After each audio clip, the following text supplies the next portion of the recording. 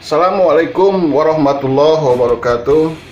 Alhamdulillahilladzi wa kafa wa salatu wa salamu ala rasulil mustafa sayyidina Muhammadi wa ala alihi wa sahbihi ahli sidqi wa wafa. Allahumma pasholli wa salim ala sayyidina Muhammadi wa ala alihi wa sahbihi wa mawala. Amma ba'd. Faqala ta'ala wa qul rabbi adkhilni mudkhala sidqi wa akhrijni mukhraja sidqi waj'alni min ladunka sultanan nasira. Faqul ja'al haqqu wa zaqal batil innal batila kana zahuqa. Allah ya. Di kita mah selalu ada aja sentimen akan masa lalu.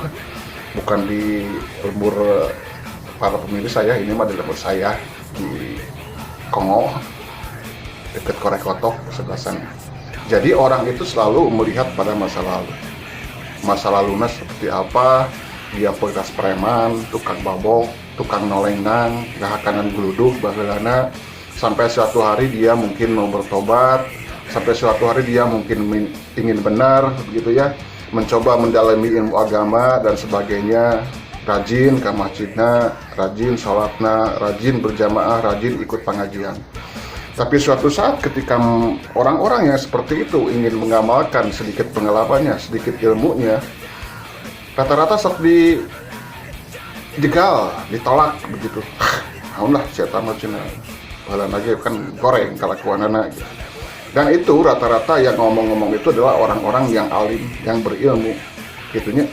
Jadi ada satu hal yang sering dikatakan oleh orang-orang itu, orang bijak lah ya, ini ya.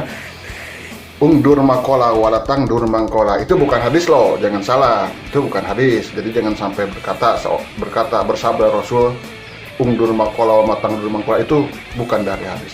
Tapi di sini akan saya bahas adalah betul itunya. Tapi jangan jadi patokan. Kalau yang keluar dari bool ayam itu enom, ambil kan. Tapi lamun bijena tinu boal jelema rek dicokot moal geuleuh aduh teu da eta mah. Nah, segimanapun itu orang buruk kelakuannya di masa lalu atau masa sekarang, tapi kalau dia berkata baik, nya cokot teh. Ya, jangan memponis si eta mah kelakuan lagi baheula kitu, baheula itu adalah masa lalu.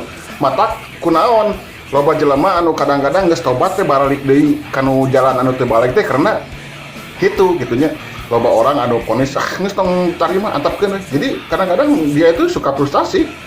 Bentar, aing balik cenah teu ditarima, komode lamun teu balik geus mending teu balik sekalian cing bararijak atuh jadi jelema teh ulah selalu memponis pada masa lalu orang, da eta mah sudah masa lalu. Setiap orang itu berubah-ubah, moal mungkin tinu hiji pamargan kitu wae kecuali juring jarian anu teu boga hate. Dari ungdur makola walatang dur mangkola itu ada satu hadis yang sahih diriwayatkan dulu, kita singkat saja.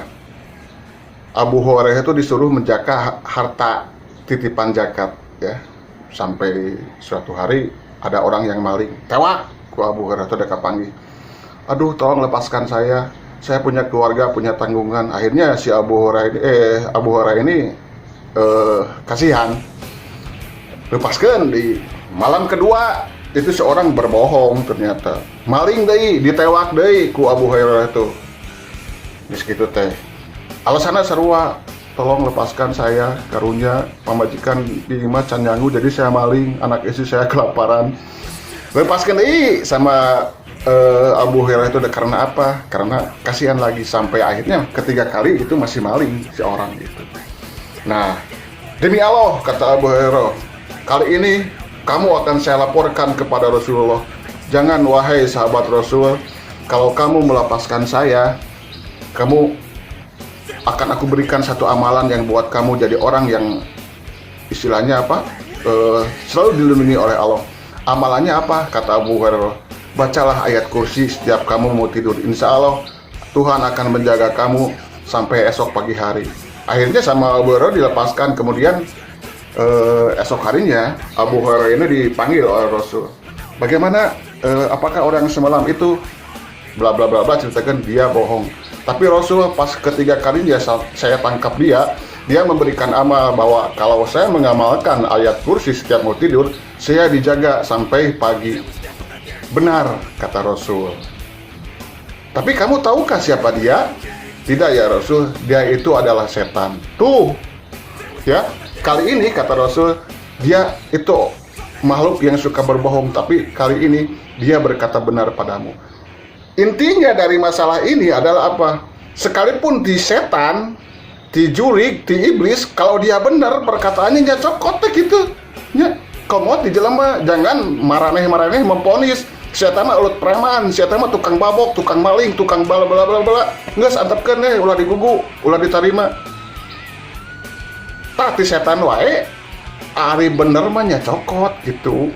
Keun bae, cuma jangan terlalu dijadikan patokannya lebih halus mah. Cokot ilmu teh tinu juhud, tinu soleh, tinu alim. Udah begitu baru perfect. Tapi kan tidak ada lah orang yang sempurna seperti itu. Sekalipun anda di sini ustad jaragoan sagarupana salah mah pasti pernah melakukan.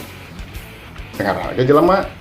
Terus ulah sok itu, ulah merasa orang uyah kidul, ulah merasa orang sebagai seorang pembuka agama di sini terus seunahna ka batur siga kitu.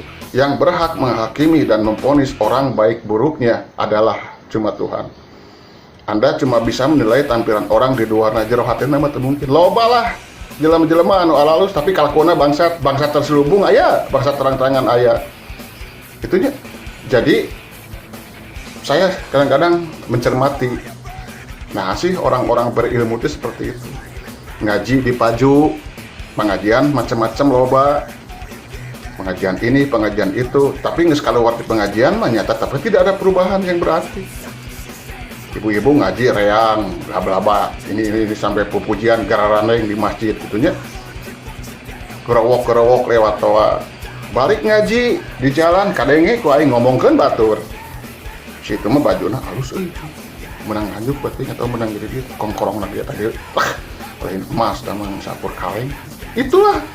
Jadi lamun ngaji teh cing beunang kanu esensina, cing beunang kanu hatena ngan saukur ngaji hungkul siga kitu mah saraya ge bisaeun muka buku, muka kitab dan naon pepujian dan sebagainya. Ari inti ngajina naon teu beunang ku urang. Da geuningan kalakuan mah teu rubah-rubah anger gitu. Ulah amat, da ini mah kenyataan. Wani diriungkeun urang mah aslina sok teh. Itunya. Jadi tolong dong sama anda yang berilmu dan apa-apa tuh kalau orang ada yang mau kembali kepada fitrahnya disambut dengan sebaik-baiknya. Ulah diomongkeun itu ieu pantesan loba jelema anu malas datang ke masjid teh da gitunya akhirnya balik deui tah eta urang jadi dosa. Hapunten kita berbicara realitas sajalah. Bukan diada-ada ini mah begitu rada panjang durasina. Tah eta jadi saya di sini pun berbicara bukan sebagai ustadz beneran, tapi sebagai ustadz-ustadzan. Tapi saya melihat kenyataan yang terjadi di sekitar saya ini seperti apa. Tentunya lah laporan ini, laporan itu, laporan itu duitnya eueuh. Loba tadu kitu teh. Eta tolong dong. Marilah kita rangkul orang-orang yang berniat mau berhijrah, yang berniat mau baik. Mungkin dia itu sedang mendapatkan satu hikmah dari Tuhan. Kalau istilahnya masa lalunya itu harus ditebus dengan kebaikan di masa-masa sekarang. Jangan pernah memvonis orang dari tampilannya seperti apa. Jangan pernah menilai orang dari masa lalunya, itu yang paling penting. Ayeuna we nu tinggal mah. Nah begitu, mudah-mudahan kita mendapat hidayah, mudah-mudahan kita diberikan rezeki yang berlimpah. Rata-rata jelema jadi stres karena kurang duit. Dan jadi pangeran duit mah. Loba duit mah anjir, Gatot Kaca, loba duit masih cepot oge si Gatot Kaca tuh para katangtang para kateng geus teu boga duit.